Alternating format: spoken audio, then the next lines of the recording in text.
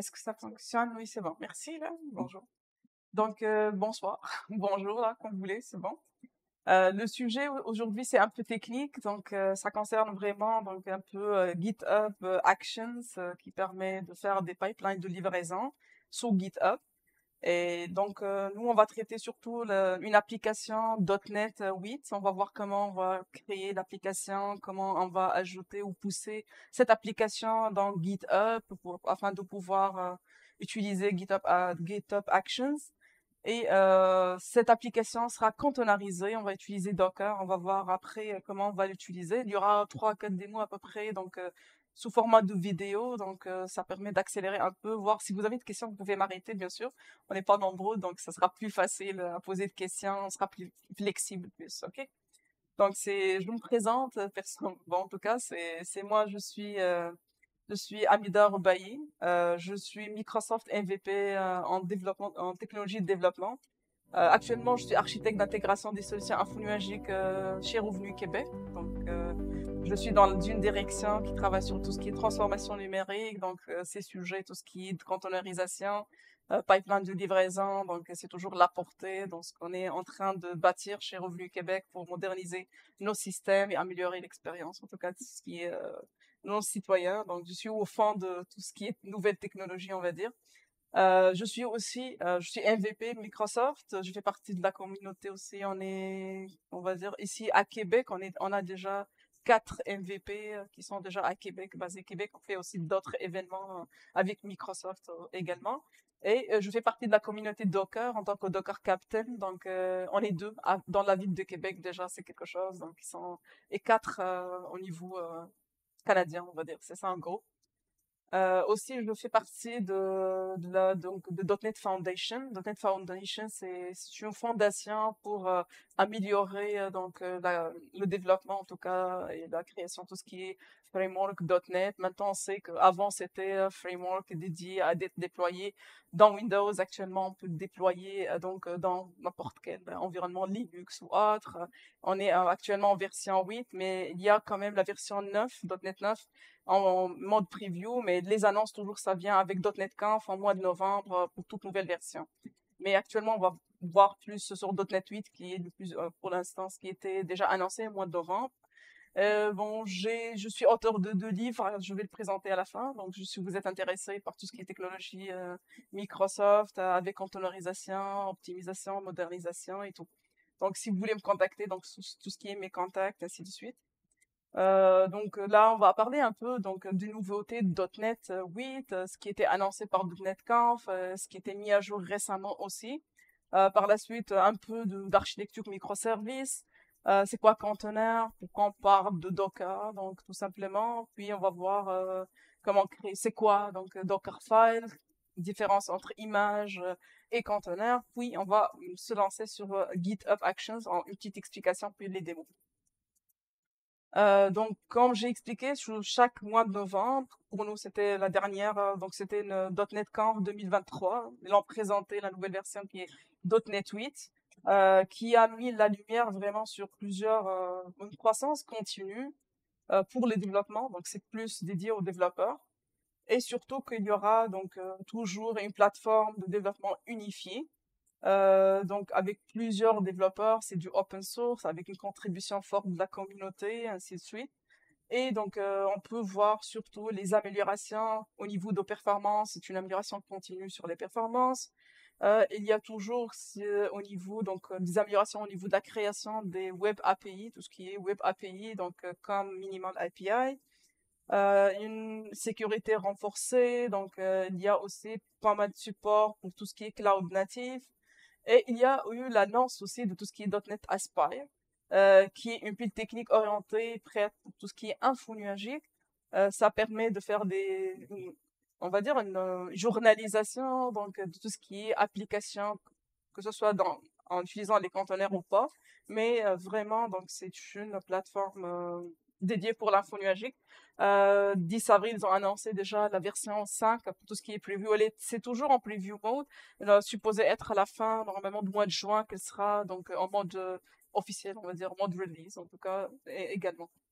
c'est un peu les nouveautés. Donc, j'ai essayé de parcourir, résumer un peu les nouveautés dans un tableau. Donc, mais surtout pour de- les nouveautés qu'on va le retirer, c'est vraiment toujours une amélioration au niveau de performance, ce qui nous permet de créer des applications plus performantes, avec une journalisation aussi, donc un suivi. .NET Aspire également, euh, des applications mieux sécurisées, donc des améliorations au niveau de l'ORM, Entity Framework, qui est utilisé pour faire le mapping entre la base de données et donc vos objets que vous créez donc dans votre application, ainsi de suite. Donc c'est ça en gros, et aussi des nouveautés au niveau de Blazor, WebAssembly. Donc je vous invite à voir surtout ce qui est nouveauté au niveau de la documentation de Microsoft pour avoir plus de détails. Bon, ici, on va parler un peu au début de l'architecture microservice. Je vais parcourir ça rapidement. Donc, c'est vraiment, vraiment, c'est une évolution naturelle des architectures orientées service SOA. Quand on est dans un mode de migration des applications, donc on parle de tout ce qui est SOA pour simplifier le découplage entre les différents services. Mais si on veut, donc ça, c'est quand on veut être, on va dire, cloud ready pour y aller vers l'infonuagique progressivement. Mais les microservices vont faciliter encore beaucoup plus. On parle ici du cloud native, donc être orienté plus info nuagique. Donc, et dans une architecture de microservices, les services sont, dans ce cas-là, ils seront très petits, autonomes, avec un faible couplage. Et ces services, ils peuvent être déployés sur des VM ou même des conteneurs. On va voir la différence. En tout cas, c'est pas des conteneurs, mais toujours, il y a toujours, on dit microservice égale conteneur, alors que c'est pas le cas. Mais on veut juste dire que ces services peuvent être déployés indépendamment des équipes. Donc, on peut trouver équipes qui travaillent sur des services spécifiques, d'autres équipes. Donc, c'est vraiment ça, très indépendant. Et ils sont déployés, mis à l'échelle. Donc, c'est très flexible. Donc, et ça favorise plus l'agilité de l'équipe, la production rapide, ainsi de suite. Donc, les conteneurs, ils combinent une application ainsi que sa configuration et ses dépendances. Par contre, microservices, vraiment, c'est un style. Donc, oui, on peut déployer les microservices dans des conteneurs, mais ça ne veut pas dire que les conteneurs égale microservices. Donc là, c'est un style d'architecture. Et les conteneurs, c'est genre comme un système où on va déployer. Donc, parce que nous, dans les conteneurs, on va voir qu'on peut déployer même des applications monolithiques dans un seul conteneur. Donc, on n'est pas obligé de déployer juste des microservices. Donc ça, c'est un peu la différence pour tout ce qui est une approche d'application monolithique. On peut voir ici donc une application, comment elle est, donc comment elle est conçue. On sait qu'une application donc est peut-être conçue pour un ensemble de services. Ces services peuvent être déployés, testés et même versionnés, déployés, mis à l'échelle. Donc il y a je m'excuse, donc, indépendance. On peut assurer dans une application monolithique une dépendance des services. Par contre, pour les microservices, la mise à l'échelle se fait en déployant chacun indépendamment avec plusieurs instances sur des serveurs ou des machines virtuelles, peu importe. Donc, l'environnement, on va déployer des microservices. Donc, un conteneur est une technologie donc utile d'allocation et de partage de ressources, quel que soit, c'est quelque chose vraiment qui touche plus de DevOps. Et un microservice, dans ce cas, c'est un modèle vraiment de conception logicielle. Bon, il y avait quelques, on va dire, recherches qui ont été faites par Design, donc le site Design, sur l'utilisation des microconteneurs. Donc, des questions ont été posées quand votre organisation gère-t-elle des microservices? Quel pourcentage du code de votre organisation, donc ici on parle de tout ce qui est quantité de code, s'exécute dans les conteneurs. Et on peut voir à peu près ici donc les pourcentages, le oui, le non, pas d'implémentation, par exemple. Donc, ça prouve que, ça dépend. Ça, c'est des statistiques du 2023 au marché américain, donc à peu près. Donc, maintenant, on va parler un peu plus sur les conteneurs, tout ce qui est Docker. Donc, c'est quoi la conteneurisation, en fait? La conteneurisation, c'est une approche de développement logiciel dans une application ou un service, ses dépendances, sa configuration peut être une abstraction de tout ce qui est fichier manifeste, par exemple, déploiement. Ils sont regroupés sous la forme d'une image de conteneur. Et une application containerisée peut être testée en tant que unité déployée en tant qu'instance image de conteneur sur le système d'exploitation qui est donc, dans notre cas ici, le système d'exploitation, l'OS ici. Donc, bon, pourquoi conteneur? Ça c'est trop proche, conteneur classique, dans leur cas, tout ce qui est conteneur maritime. Donc, un conteneur classique qui permet de transporter des marchandises par bateau, train ou camion. Donc, peu importe, là, quelle que soit la carte de gestion à l'intérieur. Donc, et les conteneurs logiciels, dans ce cas-là, donc, agissent comme unité standard de déploiement logiciel. Donc, ça se ressemble beaucoup. Donc, quand on parle de conteneur Docker, on a la notion de conteneur et image aussi. Donc, on commence par conteneur parce que c'est important. Le conteneur, on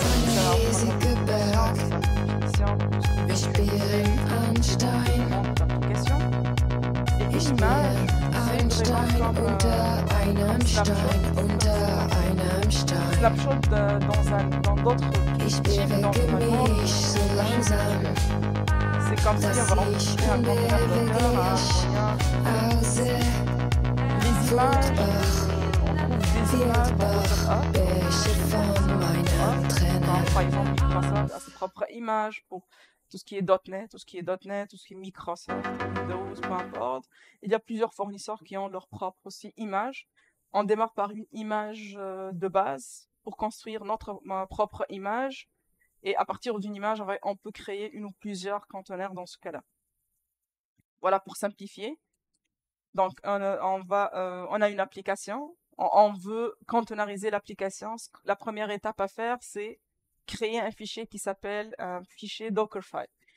Même si vous êtes dans un mode d'une application monolithique, j'ai une application .NET Framework, le vieux là, on est obligé d'avoir un conteneur Windows parce qu'on va le déployer seulement sur Windows.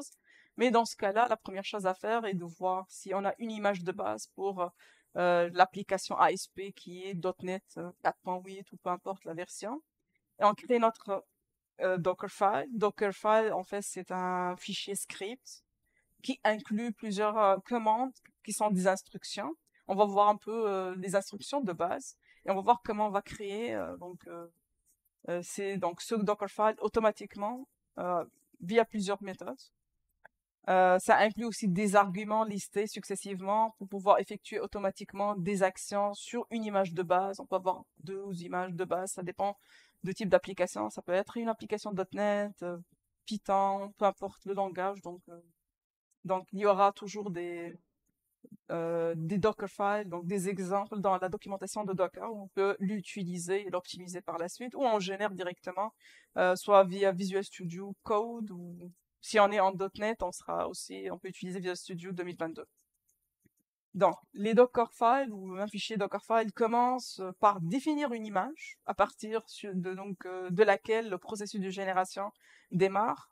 Dans ce cas, on commence par from, donc l'instruction from. Puis, on va voir une liste de méthodes, de commandes avec des arguments. On va voir ce qui est basique. Et de retour, quand on va builder, on va compiler donc notre application, on va créer notre propre image. Cette image peut être utilisée par d'autres développeurs en mettant ça dans un registre. Dans l'exemple, pour nous, par exemple, nous, on essaie donc de créer nos propres images. Bien sûr, on essaie de récupérer nos propres images de base à partir d'un registre privé. Ces images passent par un processus qu'on appelle processus de hardening, je cherche le mot toujours là, donc d'homologation des images, c'est ça. Donc ici, c'est surtout utilisé en français. Donc, processus d'homologation des images, on homologue les images, il y a la cybersécurité, la sécurité, donc les équipes de pipeline qui essaient donc de monter après les images dans un registre privé. Donc, et par la suite, on utilise ces images de base et on crée notre propre image et on peut la déployer aussi dans ce registre privé, sera analysée, scannée et vérifiée, donc et peut-être utilisée pour créer d'autres conteneurs dans ce cas-là aussi. C'est un exemple d'un fichier Dockerfile, d'une application, ça c'est .NET 7, mais on peut changer 7 par 8 aussi. Et donc, pour la première chose, donc on a dit qu'on va définir une image sur laquelle nous voulons le baser. Dans ce cas, donc, on va commencer par front, on commence par le SDK en premier, puis on utilise Workdir Ressources. Ça permet pour moi donc la première instruction, donc ça inclut, donc, on récupère le SDK, donc c'est notre runtime qu'on a besoin pour compiler notre application. On va le copier dans Workdir par la suite. Donc on va essayer de stimuler, on va mettre la copie et on va faire la copie de notre image. Donc on va copier le fichier de projet qui va se terminer dans notre cas, donc CSproche. Et nous allons appeler la restauration.net. Ça permet d'installer toutes les dépendances qu'on a besoin. C'est comme si on est dans une application, on va faire le restore. Par la suite, on va faire le copy. Donc ici, on va copier et générer la troisième étape. Donc, on se positionne encore voici. Donc, on a besoin de mettre toutes ces informations dans Workdir, dans ma solution. Et on exécute l'instruction. Là, on utilise run pour exécuter .NET Build pour pouvoir builder et récupérer de nouveau donc d'autres fichiers. Par la suite, on va créer une image d'exécution, tout simplement, là. Et on a besoin, donc c'est une application ASP.NET. Si c'était juste l'application console, parce qu'on peut contenir aussi des applications console, on n'a pas besoin d'avoir ASP dans ce cas-là. On va passer directement vers la publication. Mais dans notre cas, c'est une application web, par exemple, donc on va le créer. On va la copier. Tout le contenu dans Publish qui va être exécuté après dans le conteneur. Dans ce cas, on a créé comme un environnement pour notre application qui inclut toutes les dépendances. Il y a donc, à part Dockerfile, il y a .NET Ignore qui va ignorer tout ce qu'on n'a pas besoin pour l'application. Ça permet de minimiser la taille de notre image. Tant que l'image est petite, ça minimise le risque d'attaque, par exemple. Ça sécurise plus les images. Donc, il y a toujours des débats sur la sécurité des conteneurs, surtout. Donc, tant que votre image est petite, tant que vous aurez moins de risques d'avoir des attaques pour votre image, vous pouvez sécuriser beaucoup mieux. Par la suite, il y a quand même pas mal de... Donc là, on va lancer l'application, on utilise Endpoints, qui prend, dans ce cas, un tableau qui se transforme en un appel de ligne de commande avec quelques arguments. Dans notre cas, le DLL. Ça sera donc .NET donc .NET et notre DLL. Et donc, pour compiler, je vais y aller pour compiler, puis on parle de tout ce qui est optimisation. Donc, pour compiler, on peut utiliser .NET Build-T pour donner le nom de l'image, notre image. Et comme que j'utilisais Git, donc il y a toujours des tags, c'est comme des versions. Donc, on peut créer plusieurs versions, on change d'image, on crée une autre version et on peut faire le suivi, on appelle ça tag, donc des tags. Et ça, c'est pour créer build, ça permet de créer votre image et le run, ça permet de créer votre conteneur en utilisant votre image. Donc, on donne le nom de conteneur et par la suite l'image. On va pas utiliser ces deux instructions, je vais montrer donc d'autres instructions. C'est plus simple que dans Docker, c'est une nouveauté au niveau de Docker. Ça vous permet de faciliter aussi beaucoup plus la compilation et l'exécution de vos images et vos conteneurs, tout ça. Est-ce qu'il y a des questions jusqu'à maintenant? Pas de questions? Ça, c'est un peu de parler donc de tout ce qui est Docker. Donc, je sais qu'on veut utiliser des conteneurs uniquement pour simplifier le développement, déploiement surtout. Avant, bon, j'étais développeuse, j'ai un background de développement aussi. Et je connais la complexité quand je développe. Et après, si on veut tester, souvent, il fallait faire des modifications parce que c'est pas le même environnement que j'ai dans ma machine. Donc, le conteneur a apporté beaucoup pour les développeurs, pour les aider au moins. Tout ce qui fonctionne sur votre machine devrait fonctionner sur n'importe quel environnement. C'est comme si je suis en train de cloner l'existence que j'ai dans d'autres environnements. Donc, on n'est pas obligé à modifier donc quelques éléments ou des configurations pour que ça fonctionne. Mais là, on peut voir trois volets. Donc là, on voit qu'on peut utiliser des conteneurs, que ce soit en interne, donc pour des applications monolithiques, pour des applications patrimoniaux. Ça permet au moins de vous donner un peu, donc vous aider à optimiser, à travailler par la suite votre application. On peut aussi donc créer des conteneurs pour rehost, donc c'est du lift and shift, donc des conteneurs, et aussi donc c'est pour les microservices également. Donc c'est vraiment donc le déploiement, donc on peut le faire pour n'importe quel type d'application. Maintenant, on va parler un peu de GitHub Actions avant de passer aux démos, un peu les éléments de base. Donc GitHub, c'est là où on peut on a notre code source, on peut ajouter donc notre code source. Et GitHub Actions, c'est une plateforme d'intégration continue et livraison continue, donc CI/CD. Il permet d'automatiser, dans ce cas, votre pipeline de génération Donc, je sais qu'il y a d'autres outils comme GitLab, comme par exemple Azure DevOps, donc c'est plus utilisé au gouvernement là. Donc, GitHub aussi, c'est presque similaire à Azure, comme Azure DevOps, c'est un peu proche, mais c'est un peu différent parce que ça diffère. Vous allez voir ça en tout cas.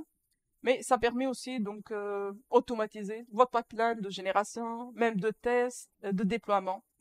Donc, dans ce cas, vous pouvez créer des workflows qui créent et testent chaque demande, chaque tirage ou pull request, quand on connaît ça, pull request, adressé à votre dépôt. Ou déployer des demandes de pull request qui seront fusionnées par la suite dans la production. On va dire, bon, il y a plus d'options au niveau de GitHub Action par rapport au DevOps, donc la notion de DevOps tout simplement, parce qu'il permet d'exécuter aussi des workflows lorsque d'autres événements se produisent. Donc, il y a toujours un côté événementiel derrière. C'est pas juste des pipelines donc, à gérer ou donc à faire, mais c'est vraiment donc il y a déjà des événements bon, aussi qui se produisent dans votre dépôt. Donc, vous pouvez gérer des événements, ajouter des événements. Je donne l'exemple là, comme vous pouvez exécuter un workflow pour ajouter automatiquement les étiquettes, par exemple, tag, on parle de tag approprié chaque fois. À chaque fois que quelqu'un crée, par exemple, un problème, vous avez un problème de dépôt, là. C'est un exemple simple donc, de ce que fait aussi GitHub Actions. Donc GitHub peut fournir aussi des machines virtuelles Linux, Windows, macOS, donc il y a toutes les systèmes d'exploitation afin de permettre à exécuter vos workflows. Dans ce cas, vous pouvez héberger vos propres exécuteurs, auto-héberger dans votre propre centre de données ou n'importe quelle infrastructure cloud aussi. Donc c'est hybride vraiment. C'est un peu donc c'est quoi GitHub Actions? Ici, on va voir un peu, on a dit qu'il y a des événements derrière, donc c'est un peu différent par rapport à la notion de DevOps qu'on connaît vraiment. Et c'est pour ça donc on va essayer de découvrir un peu les composants de base de GitHub Action. Dans ce cas, vous pouvez configurer un workflow GitHub Action à déclencher quand un événement se produit dans votre dépôt. Exemple, une ouverture, en tout cas de pull request, création de n'importe quel problème lié à donc un problème, peu importe le problème. Et votre workflow contient un ou plusieurs travaux qui peuvent s'exécuter dans un ordre vraiment séquentiel ou en parallèle. Donc ça dépend séquentiel ou parallèle. Donc on appelle ça job ou travail, s'exécute au sein de son propre exécuteur de machine virtuelle ou au sein d'un conteneur, par exemple, et comporte une ou plusieurs étapes qui exécutent un script. Script, ça sera un fichier YAML, qu'on va le voir après, que vous définissez, ou une action. Ça peut être aussi une action qui est une extension réutilisable qui peut simplifier votre workflow. Workflow, dans ce cas, c'est quoi? Workflow, c'est un processus automatisé configurable qui exécutera un ou plusieurs travaux. Donc, les workflows sont définis par un fichier. On a dit donc YAML, archivé dans votre dépôt. On va le trouver dans votre solution qui s'ajoute sous GitHub Workflows. Donc, vous allez avoir un nom. Le nom va apparaître après. Donc, quand vous choisissez GitHub Action, vous pouvez créer plusieurs workflows aussi. Et il peut être déclenché soit manuellement, soit en suivant une planification. Donc, vous pouvez le faire manuellement ou planifier. Dans ce cas, donc le référentiel, nous donc sous GitHub Workflows, il peut avoir plusieurs workflows comme j'ai dit déjà, et chacun peut de ces workflows pouvant effectuer un ensemble de différentes tâches. Par exemple, vous pouvez avoir un workflow générer par exemple, tester des demandes, des pull requests. Dans ce cas-là, vous allez avoir un autre workflow que vous ajoutez pour déployer votre application chaque fois qu'une version est créée. Et encore un autre workflow qui va ajouter des étiquettes ou des tags à chaque fois que quelqu'un ouvre un problème spécifique.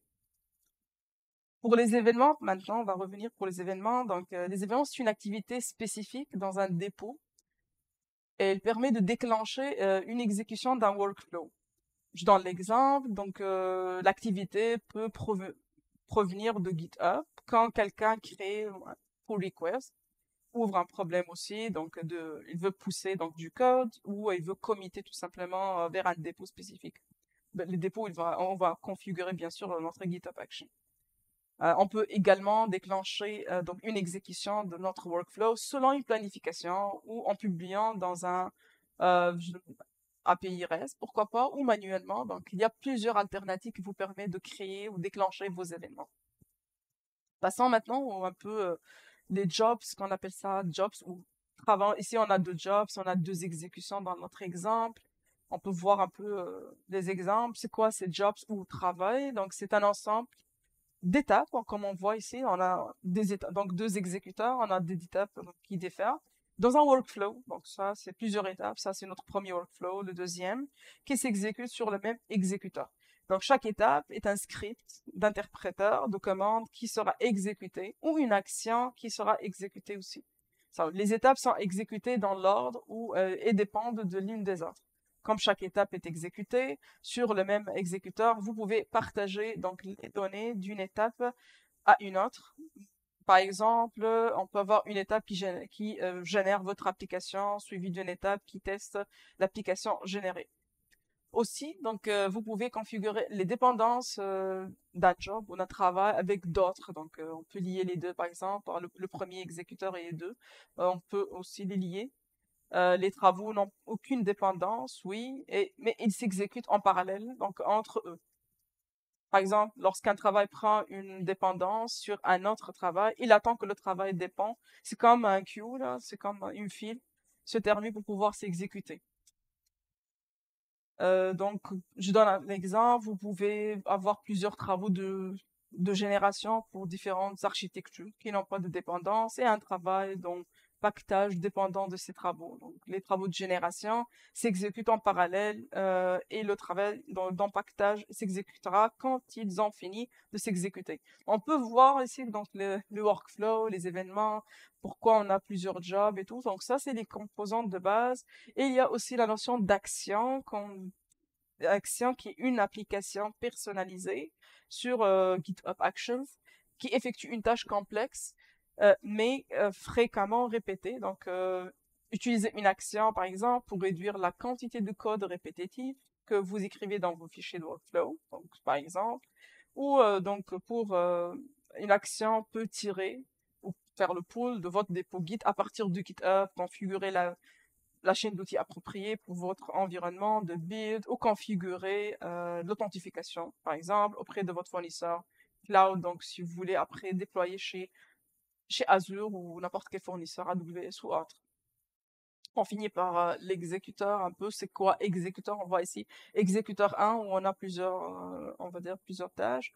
Et c'est vraiment un serveur qui exécute vos workflows. Donc, on a le premier workflow et l'exécuteur en haut, donc il permet d'exécuter vos workflows, tout simplement, où on a le travail avec plusieurs, on peut voir plusieurs étapes, là. Chaque exécuteur peut exécuter un seul travail à la fois.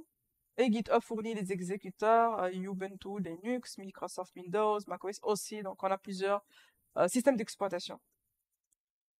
Donc, ça, c'est en gros les composantes. Ici, on peut voir un peu le flux des actions. Donc, GitHub, assure le suivi des événements qui se produisent et les événements peuvent déclencher le démarrage des workflows. Donc, on peut voir des événements qui se déclenchent au flux de travail, puis ça contient nos travaux qui utilisent toutes les actions. Donc, c'est un peu, on peut voir que vraiment les workflows, c'est vraiment, les workflows dans ce cas, ils sont unités d'automatisation et incluent vraiment les travaux afin d'accomplir, qui utilisent des actions pour accomplir donc ce qu'il faut faire tout simplement. C'est un peu gros. Donc ça, c'est les notions de base. Je donne un exemple de workflow ici. Donc on peut voir un fichier YAML, un exemple. On peut voir quelques éléments de base, comme par exemple, en premier par le nom. On commence par le haut, donc le nom. Donc c'est bien détaillé. Donc c'est le nom de workflow. Ça commence par le nom. Et peut-être facultatif parce qu'elle peut être générée automatiquement par GitHub, mais on recommande d'ajouter le nom pour pouvoir se situer, trouver votre workflow après. Donc on a on, c'est vraiment l'événement ou la liste des événements qui déclenche votre workflow. On peut trouver, donc c'est ça. La structure doit être la même avec les espaces et tout, parce que tout est rare. Donc votre fichier ne sera pas compilé, donc c'est comme si votre workflow ne fonctionne pas. Jobs ou travail, qu'on l'a dit tout à l'heure, c'est la liste des travaux à exécuter. On utilise jobs dans ce cas-là. Et le workflow peut contenir un, comme on a dit tout à l'heure dans l'autre exemple, ou plusieurs, en tout cas travaux. On a aussi donc run-ons. Ça indique que des actions qu'elles exécutent, qu'est-ce qu'ils vont utiliser dans ce cas-là, quel exécuteur ils vont utiliser. On a steps, c'est la liste des étapes donc du travail. Les étapes d'un travail s'exécutent sur le même exécuteur.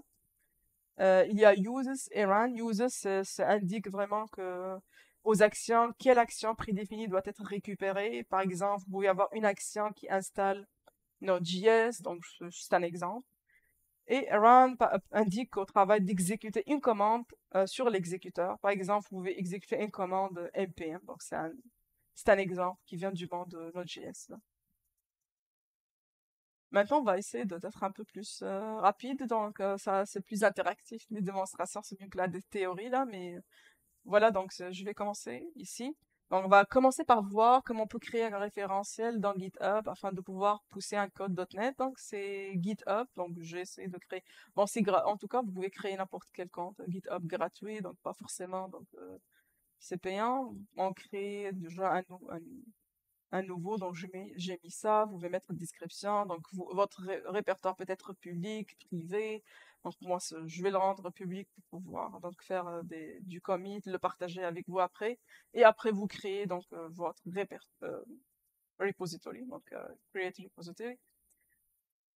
Là, on va utiliser dans notre exemple Visual Studio Code afin de pouvoir récupérer un peu notre référentiel pour repository et ajouter notre application. Par la suite, on va faire pousser du code directement.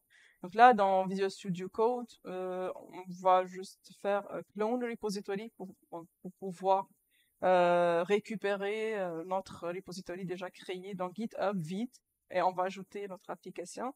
Donc, il faut s'identifier dans GitHub pour pouvoir donc utiliser, avoir accès à vos repositories, à vos référentiels dans GitHub en premier.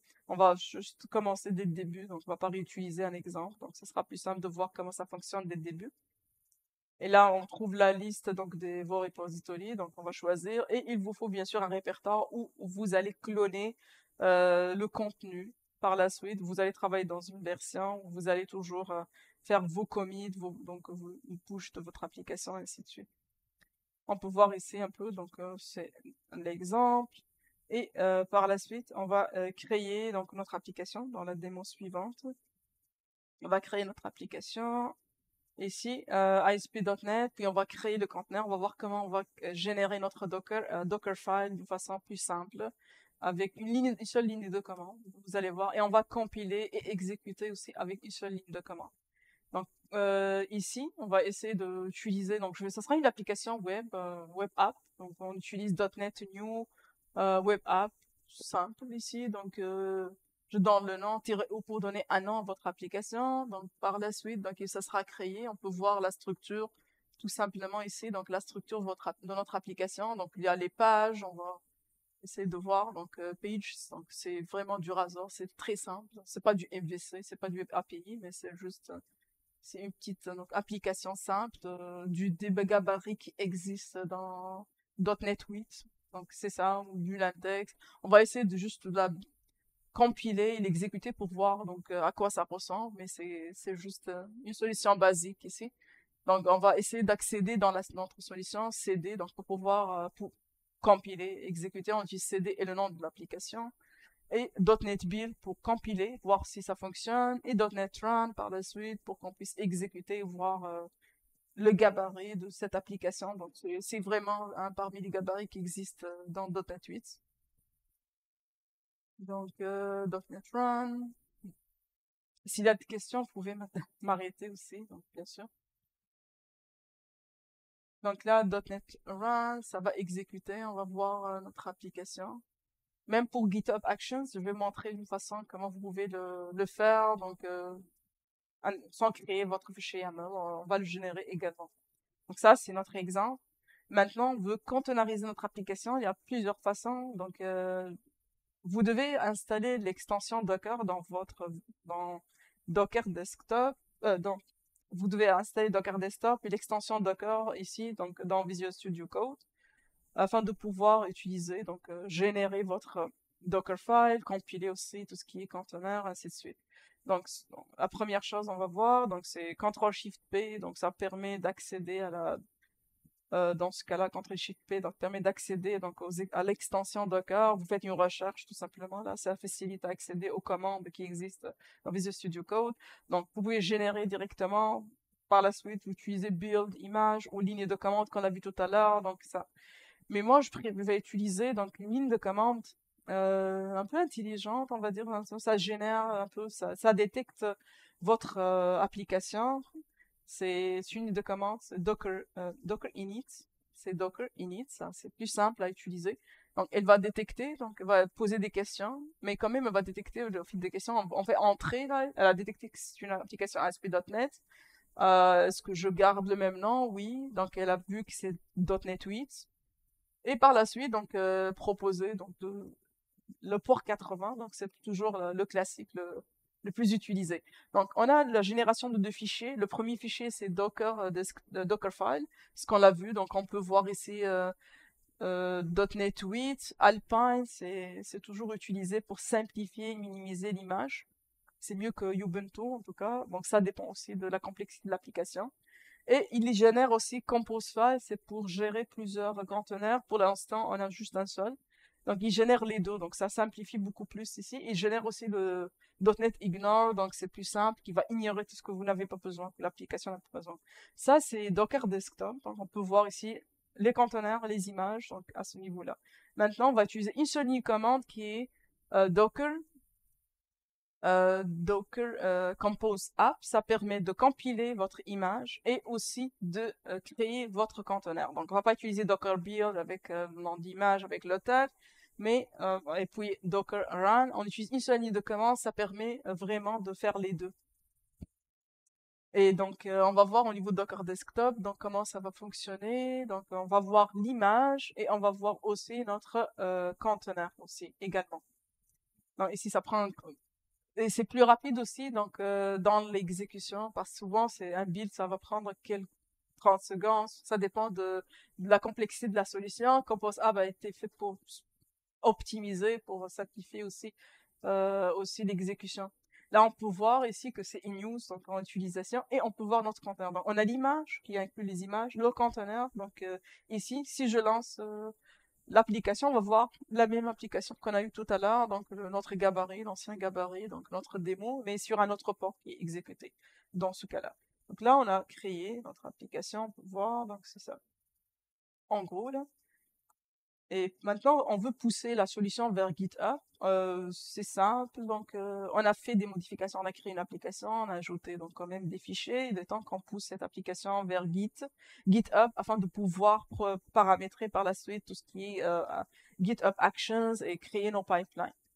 Dans ce cas, donc on va utiliser donc Git init, on va commencer en tout cas pour ajouter donc tous ces éléments-là, puis on va utiliser donc Git push. On va ajouter des commentaires, bien sûr, pour justifier pourquoi. On commence par commit, notre premier commit. À chaque fois que vous faites commit, vous aussi un commentaire pour vous. Ça simplifie donc à comprendre, surtout aux utilisateurs qui vont y arriver après, simplifie donc plus à comprendre qu'est-ce que vous avez ajouté, qu'est-ce que vous avez apporté comme modification. Donc commit puis push pour pousser l'application dans notre référentiel, donc git push tout simplement, et ça voilà, on peut voir que ça pousse. On vérifie au niveau de GitHub ici. Donc, on voit que c'est main. Vous pouvez changer aussi votre branche. Vous pouvez créer d'autres branches. Donc, bien sûr, ça dépend, bien sûr, que ce que vous êtes en train de faire. Mais ça, c'est vraiment le basique, là. Donc, main. On peut voir notre application ici. Donc, avec tous les fichiers qu'on a déjà créés. Ainsi de suite. Donc, là. Donc, ça, c'est la première étape à faire. La deuxième étape qu'on va donc faire, c'est OK, on a créé notre application, on a poussé son application GitHub. Maintenant, avant de configurer GitHub Actions, on va déployer vers où? Bon, nous, on a un seul conteneur, on a besoin de deux éléments. Donc, je vais commencer par juste parler un peu de conteneur rapidement. Ça sera rapide là, ici, dans Azure. Il y a pas mal de services dans Azure. Il y a pas mal de services, donc plateforme as a service, plateforme en tant que service. Donc vous pouvez déployer dans App Service, du service fabrique, Kubernetes en tant que si vous avez plusieurs conteneurs à orchestrer. Container instance, c'est pour un seul conteneur. Et on n'oublie pas qu'il y aura un registre. Donc là, pour stocker vraiment nos conteneurs, on a besoin d'un registre. Ça peut être Azure Container Registry ou bien Docker Hub ou bien un registre privé comme Artifactory par exemple, JFrog Artifactory, peu importe le registre interne, externe. Donc il faut un emplacement pour stocker nos conteneurs et les images surtout. Si on va gérer juste un seul conteneur, dans ce cas, on va le stocker on va utiliser Azure Container Instance, ou bien, dans notre cas aujourd'hui, on va plus déployer sur Azure App Service, parce que c'est pas un service web, mais c'est juste une application, donc, page. Donc, on va afficher ça dans Azure App Service en tant que conteneur. Donc, parce que là, App Service peut déployer aussi son conteneur également. Et si vous avez plusieurs conteneurs, il y a deux solutions, donc plus connues. Il y a d'autres, des partenaires de Microsoft également. Mais Azure Kubernetes Service, ça se base sur Kubernetes qui est open source. Et Azure Container App, c'est une solution un peu spécifique, mais aussi se base sur Kubernetes également, mais un peu spécifique à Microsoft aussi. Donc ça simplifie aussi l'orchestration. Donc il y a plusieurs cas d'utilisation pour utiliser Kubernetes versus Container App. Ça dépend de la complexité de la solution, nombre de conteneurs à gérer, donc il y a quand même plusieurs. Mais là, c'est les deux solutions qui existent. Aujourd'hui, on va créer Azure Container Registry, on va trouver un emplacement, on va le faire dans Azure et on va déployer notre application. On va paramétrer notre pipeline Azure, donc GitHub Actions, pour déployer dans Azure App Service. On va voir comment ça va être fait. Donc, pour créer une ressource Azure Container Registry, donc c'est vraiment simple, dans portal.azure, donc on va créer une ressource, on va essayer de voir, il y a donc par catégorie, on fait la recherche conteneur, et dans ce cas-là, donc il y a web app comme vous voulez ici, et on commence par le registre pour stocker on va stocker notre image qu'on a déjà créée tout à l'heure. Par la suite, on va essayer de la déployer directement de App Service, et par la suite, on va configurer GitHub Actions afin de créer le pipeline, générer le fichier YAML. Ça permet de déployer automatiquement. Après, c'est à vous de paramétrer votre fichier YAML. Donc, on a dit que on peut créer chaque commit manuellement. Ça dépend en se basant sur des événements. Ça dépend bien sûr de ce que vous avez besoin, mais nous, ça sera, donc, on vous montre comment ça fonctionne. Donc, on crée notre content registry. Ça prend quelques secondes pour le faire. Par la suite, on va revenir vers Visual Studio Code afin de pouvoir pousser une image tout simplement vers ce registre qu'on va la déployer, l'image qu'on l'a déjà créée précédemment. On voit qu'on n'a pas de registre ici, donc on revient à l'extension de Docker pour qu'on puisse pousser cette image. On clique sur Docker tout simplement.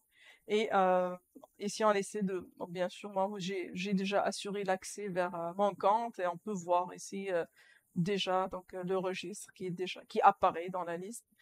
Par la suite, on va chercher donc l'image qu'on a besoin pour la pousser. En clic droit et push.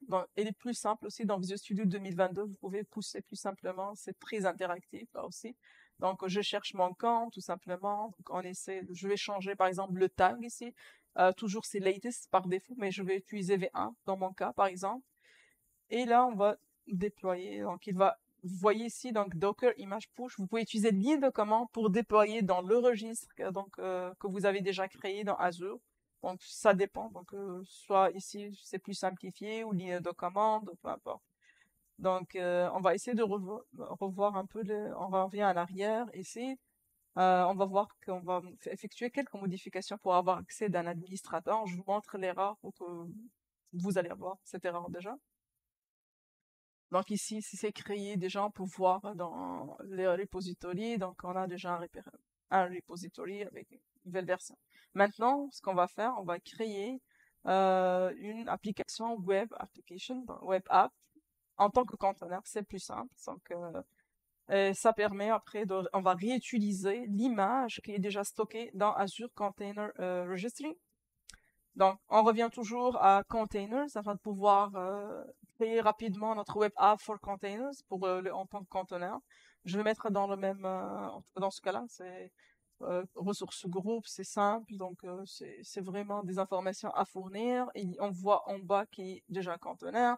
On choisit Canada East, donc c'est proche, donc c'est où on est, parce qu'il y a deux régions ici. Il y a Canada East, donc c'est pour vraiment. Donc, Québec, c'est à Québec déjà, le centre de données de Microsoft. Et l'autre, c'est à Toronto avec trois ans. Ici, on peut voir, ici, on peut pas utiliser notre registre parce qu'on doit avoir accès à l'administration. C'est une des choses à voir aussi quand vous déployez vos registres, à qui vous allez donner l'administration. Donc, c'est une sécurité qui est incluse. Donc, ça permet de gérer aussi l'accès à vos registres, l'utilisation, mode lecture et tout ça. Donc, je vais fermer ça. Je reviens ici donc, container registry, à mon registre. Et il y a deux façons. Donc, soit vous essayez de se connecter au registre et activer, faire la mise à jour et activer donc l'administration. Il faut que vous soyez déjà administrateur de votre compte, vous soyez un administrateur déjà aussi. Ici, moi, j'utilise un compte personnel, donc je suis administrateur. Donc, on fait Docker login. On va faire donc dans ce cas-là donc login dans ce cas. Docker login. On donne le nom, tout simplement. Username, c'est votre compte Azure, dans ce cas-là. Pour moi, dans mon cas-là, ça dépend aussi. Donc, c'est paramétrable aussi. Et par la suite, on va utiliser Azure, AZ, ACR, c'est des lignes de commande que vous pouvez utiliser même pour créer votre registre. Si vous, donc, avec une mise à jour en disant que je veux faire un update pour devenir un admin, donc true, on met admin. Sinon, c'est simple au niveau de l'interface ou du portail Azure. Et dans les settings, il y a dans ce cas-là Access Keys. Et vous pouvez juste cocher ou décocher. Donc ça, aussi, si vous utilisez Terraform pour automatiser la création de vos infrastructures, vous pouvez aussi configurer ça dans votre code Terraform également. Donc, parce que là, c'est facile à le faire, mais dans le monde idéal, il faut automatiser votre infrastructure, la création d'infrastructure pour pouvoir la utiliser. Donc, c'est plus simple. Donc là, ici, on revient à la création de notre web application. On va voir que c'est débloqué, on peut l'utiliser. Donc, je vais utiliser toujours la région Canada, donc Est. Et par la suite, je vais aller configurer la partie Docker. On cherche dans Azure Container Registry. Vous pouvez même démarrer avec un exemple si vous n'avez pas déjà d'image. Puis vous configurer cette image. Et par la suite, donc, on peut créer donc notre web application. Donc c'est simple, ça va créer donc notre web application et on va utiliser Azure. On va utiliser dans notre cas Azure Web Application pour configurer notre GitHub Actions et ça permet de créer votre Azure donc YAML file facilement, très simplement, très facilement. Dans ce cas-là, donc ça c'est déjà créé et maintenant on va essayer de voir comment on fait. Donc, en déploiement center, ici, on peut choisir que ce soit Container Registry, donc mettre à jour, ou bien GitHub Actions. On choisit l'organisation, votre repository, donc votre branche. Vous voulez vraiment utiliser la branche. Donc voilà, je cherche. Et donc la source après, donc il y a les configurations de votre registre à identifier, à chercher, parce que là, vous pouvez avoir plusieurs registres liés à votre compte aussi. Et donc, ici, on va faire enregistrer. Une fois on fait enregistrer, on va revenir à GitHub pour voir qu'est-ce que ça donne, donc est-ce qu'on a été configuré ou pas. Donc là, on peut voir, on clique, c'est simple, on a accès. Donc, Actions pour pouvoir configurer. Dans Actions, ici, vous trouvez déjà un workflow qui a été déjà créé avec le nom, donc un nom déjà prédéfini. Et par là, ça prend on va dire, quelques secondes, plus que quelques secondes, c'est une minute à peu près. Ça dépend de votre application pour pouvoir, en tout cas, compiler, exécuter. On peut voir ici notre workflow, tout simplement. C'est vraiment, donc c'est paramétrable. Et vous essayez ici, on va essayer de voir, j'ai pas accès à Internet, mais on va essayer de voir dans GitHub, on peut trouver un fichier qui a été ajouté avec un répertoire .github/workflow. On peut voir surtout notre YAML file qui a été généré par Azure. C'est la façon plus simple. aussi, donc je n'ai pas accédé à désolé, mais dans Action, c'est en clé Action, on peut trouver aussi des gabarits. Donc si on veut pas passer par Azure, on veut juste configurer directement ici, par exemple, on va essayer dans ce cas-là, dans GitHub, dans Actions, on clique sur Actions, on va configurer les secrets où vous devez déployer votre solution, le secret où votre solution sera déployée et après vous faites l'appel dans YAML file. Donc c'est ça. En gros là, c'est bon. En tout cas, c'est s'il y a des questions là. Bon. Ici, donc, c'est, si vous voulez, donc, avoir accès à mon livre, donc, c'est dans Amazon encore. Ça fait quand même plus qu'un an qu'on a commencé la vente. C'est toujours valide parce qu'il y a toujours des nouvelles technologies. Donc, c'est le premier, c'est par rapport modernisation. Donc, comment vous pouvez moderniser vos applications dans une phase de migration. Et là, ça touche plus tout ce qui est architecture événementielle. Donc, si vous voulez plus travailler sur Azure Functions, sur tout ce qui est API, donc API Management, par exemple, c'est un peu plus approfondi. Je ne sais pas s'il y a de questions. Donc, merci.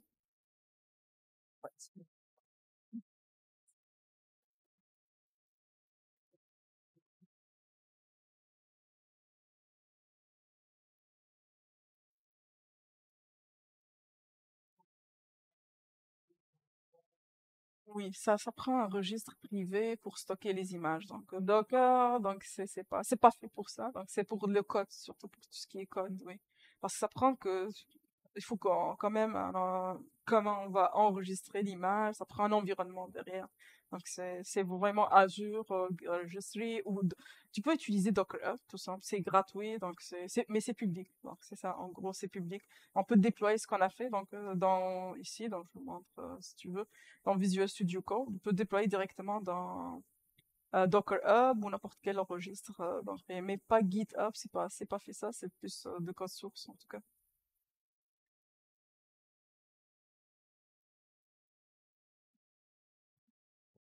C'est simple, je pense. J'essaie de simplifier le maximum. Donc, j'étais pas sûre c'est quoi ce qui est visé, je sais pas, non, en tout cas.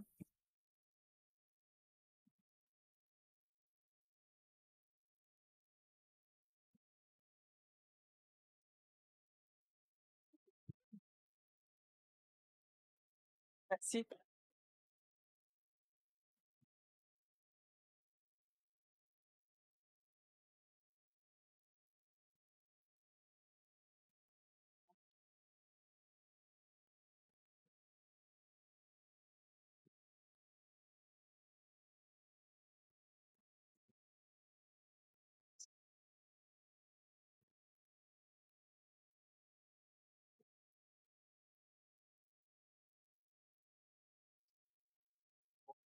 Apprécié.